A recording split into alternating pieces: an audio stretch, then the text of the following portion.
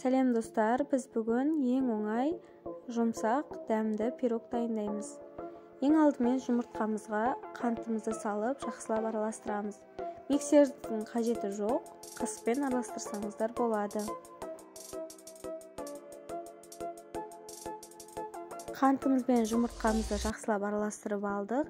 Енді үстіне сүтімізді қосып, тағы да жақсылап араластырамыз.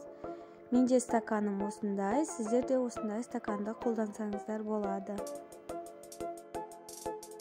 Массамызды жақсылап араластырып, 5 ас қасық сұйық майымызды қосып, тағы да жақсылап араластырамыз.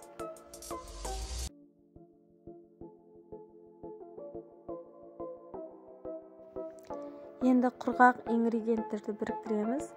Ол үшін бізге ұн, қопсытқыш қажет. Ұнымызға қопсытқышымызды салып, жақсылап араластырып, массамызға қосамыз.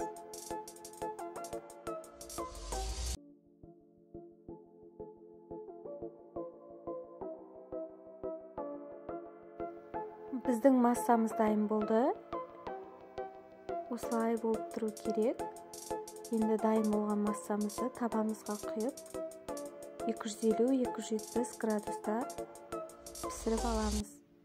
Дайын болған массамыздың піскенін ағаш таяқшамен көреміз. Егер ағаш таяқша құрғақ болмай шықса, тағы да қойып қоямыз пешке. Әрлеуі өздеріңіздің қалауларыңызша, мен осылай әрледім. Өте жұмсақ болып шықты, оңай, нәзік. Видеода көріп тұрғандарыңыздай жұмсақ болып шықты. Астарыңыз дәмді болсын.